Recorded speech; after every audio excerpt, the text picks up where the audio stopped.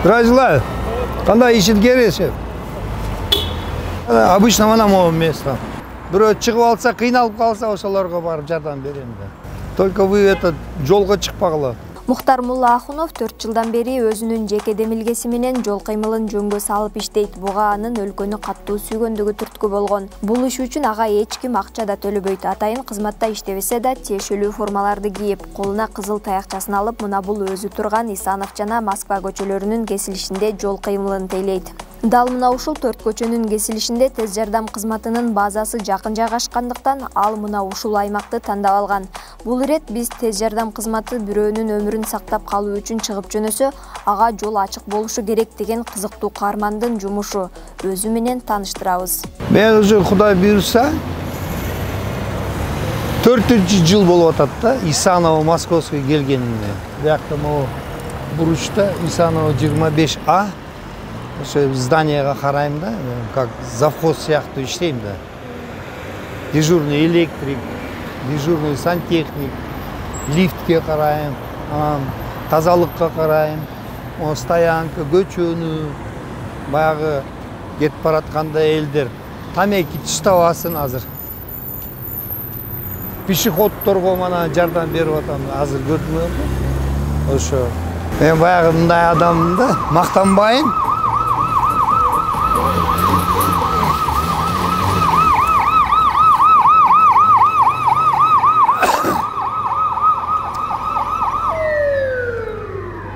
Мактанчылык эмес, мактанбайын. Мен баягы элдерге жардам берсемчи, баягы 5 бармак жегендей болом да. Сүйүнөм да, жүрөгүм прям кубанып кетет да. Бирөө кыйналсам, стоянкадан чыгып атканда, азыр машина көп, шаардачы. Өтө көп да машина. Айтам, ойлойм, жол тартып эч ким бузбаш керек. Пешеход болобу, водитель болобу. Перчатка дегенчи сиз туура айттыңыз. Перчатка деген тагып алгам, колумду көрсүн дейм да. Водитель болобу, пешеход болобу. Кээде неожиданно чуркап калат, кичинекей бала, муяктан пешеход. Şu водительди колум көтөрсөм, ак перчатканы байкалат да сразу. Мен дейм да. Ойлоп атканым ошо. Анан могу форма кийип алганы, баягы армейский, патрульный милиция формаларын соп-сонун. Ал деген дисциплинирует элди и кызматкерди. Ошон үчүн форма болуш керек обязательно. Ар кандай адам жолго чыгып алып, ар кандай кийимде болбойт да. Это тоже нарушение закона. Пользуясь случаем, МВД кызматкерине кечирим сурайм. Но жүрөгүм все равно чыдабайт да. Туура эмес болсо мен чыгып жардам берем да. Все равно жардам берем. Моякта Исанова көчөдөн, Элди жактан, Чуй проспекттен. Как раз скорый помощь базасы турат да. Бүт бары ошо көчө менен келет и больницага өтөт да, через Московскую. Аларга жакын да. Тезирээк жардамга келейин дейт да алар. Кээ бир водительдер ошону байкабай, же шашабай жол бербейт. Ада туура эмес.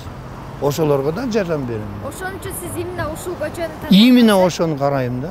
Именно ошол көчө. Как раз мен жумушумга жакын. Мен бош убагымда чыгып алам, ушундай жардам берем. Элдер жаман көрбөсүн. Элдерге рахмат. Ким мага баягы кол узатты, келдер даже акча берип коет келип.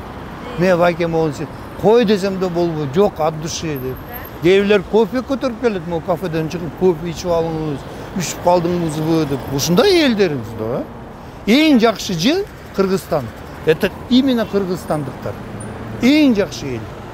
Имандуу, исамдуу да. Баягы мен кээде жазып коем, шер жазам. Билбейм, туурабы жокпу? Орусча жаздым, кечирип койгула. В мире много дорог разных стран, но прекраснее всех Кыргызстан.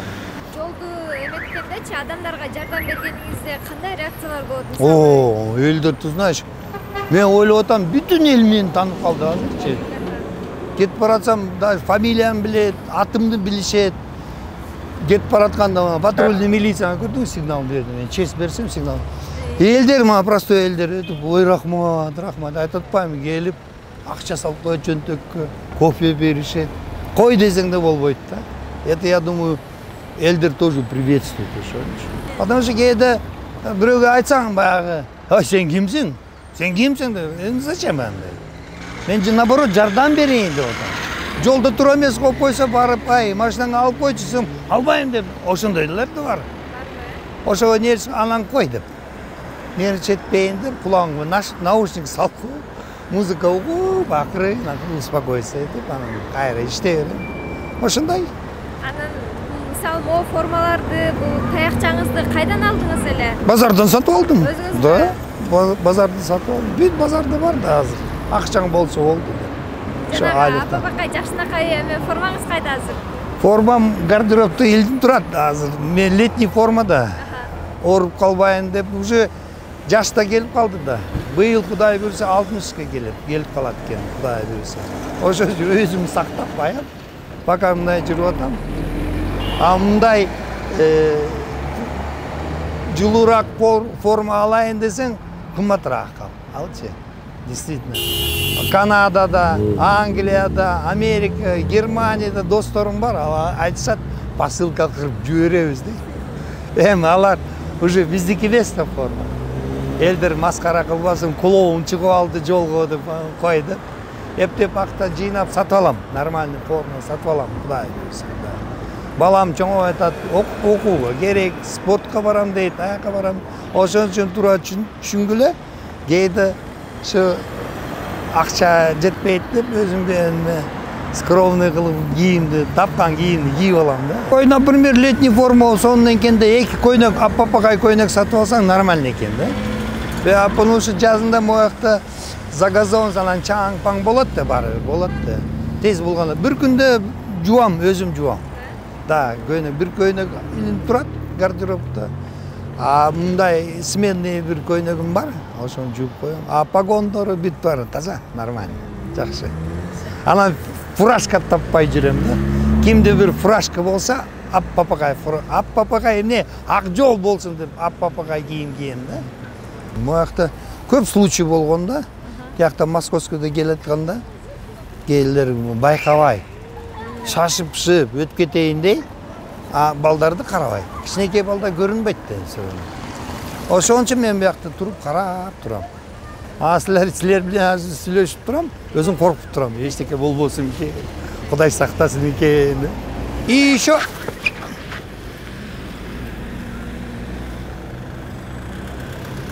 молодчик ты, молодчик, молодец. Көрдүңөрбү, чуть не случилось мына. Сүйлөшүп турдук, скорыйга даже этот жол берген жок.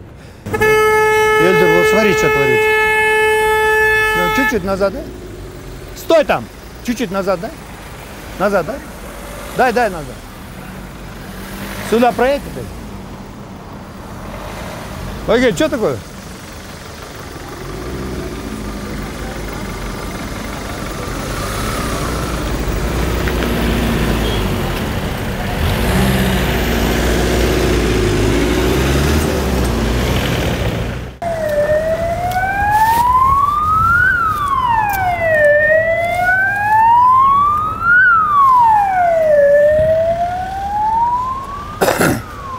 Вот, оңой эле. Кичине жардам. Жүрөгүңү ач, жардам бер, вот и все. Баягы орус айткандай. Чем больше ты отдал добро, бар, Кудай баарын көрүп турат. Келет. Баары башка жерден келет. Ушул жол эрежесин кайдан үйрөндүңүз эле? Армияда? Армиядан. Армияда, да. Воинслыда командир взвода болгон.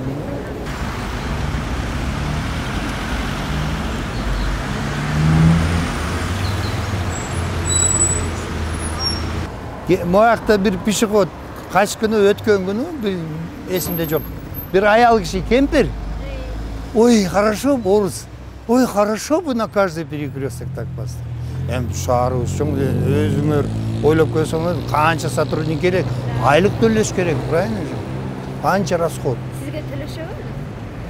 Эми кейде берип коюшат, рахмат ошолорго да. Патрульный берет да, же? Жок, элдер, да. Патрульді қаяқтан берсен олар байқұштар өздері. Білмем, айлығы жақсы болсын дейм да. Бирок алар суткалар иштепти. кыш күнү жайын болобу, башы ысык болобу байкуштар. Ар кандай бул жумушта эмне стимул берет? Өзүңүздүн инициативаңыз менен чыгып 4 жылдан бери иштеп атыптырсыз да, анан эмне кармап турат ушул нерседе сизди? Стимул эмнеде? Мен айтып атпайм, бул мен ойлоп атам, Кыргызстанымызчы, Кыргызстан.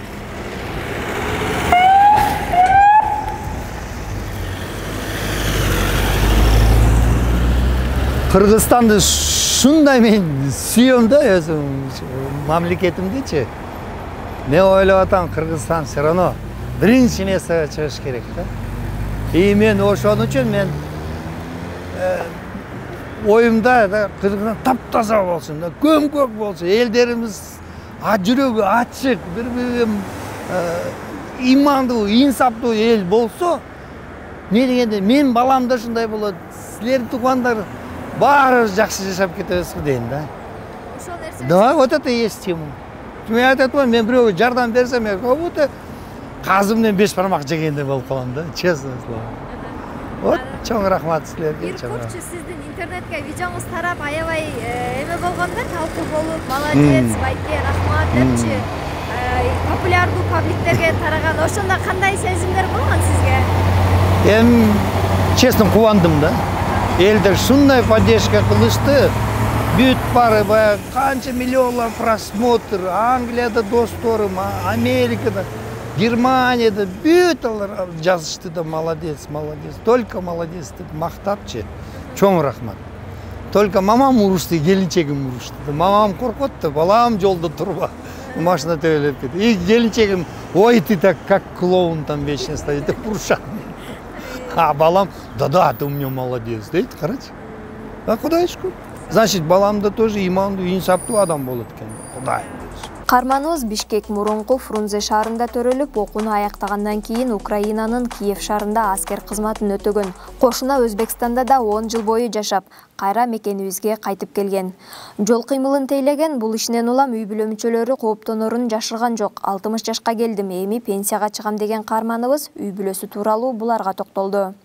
Тамашалап айтам да, я кыргызский уйгур узбекского разлива дегенде. Не дегенде папам рахматлык уйгур болгон. Мамам узбечка токмоктан да. Өзүм, значит, по паспорту уйгурмун да. Бирок мен постоянно кошпойм, кыргызский уйгур деп. Кытайский эмес, кыргызский уйгур да. Фрунзада мен төрөлгөм да. Фрунза, мурда Фрунзе болгон да. Биринчи роддомдо мана. Саат 4-тен кийин мамам айтты. 3 килограмм 200 грамм мальчик. Ошондой. Канча балаңыз бар, үй бүлөңүз? Мен вообще эки семьям болгондо, биринчи ажырашып кеткенбиз, биринчи келинчегимде, аякта кыз эркек, и экинчи келинчегим кызым менен алгам 5 жашында. И дагы эркек төрөп берди. Опять кыз эркек. Кудай шүкүр, Кудай шүкүр. Небере көрөйүн деп атам, мен Кудайдан тилегеним ушу небере көрөйүн. Балдарды аябай жакшы көрөм да. Мен 10 класс бүткөм. Анан политехническийге кирем деп, что-то кире албай койдум. И ошо менен армияга кетип калып, анан водитель болуп иштедим көп жыл. Менде медалим бар даже. Мен Ташкентте бригадир болуп иштегенмин. Мына жүрөт. Могу медалды Ташкентте алгам. Кайсы жылы? Бригадир. Это 82-92. А 79-81 армияда жүргөнмүн. Киевде, Украинада. Медальды алганым где-то 90-жыл. Ташкенттен алганмын да, ошо медальды. Мекенди сүйүү аны сүйөм деп айтып коюу менен эмес, иш аракет мекен үчүн жашаган жериң, өтүп жүргөн көчөң үчүн жакшы иш кылуу менен көрүнөт жана ченелет дейт Мухтар мырза. Ал Бишкектин тургундарын, жалпы эле элди жолго аяр мамиле кылып, жол эрежесин бузбоого, мыйзамдарды сактоого үндөдү.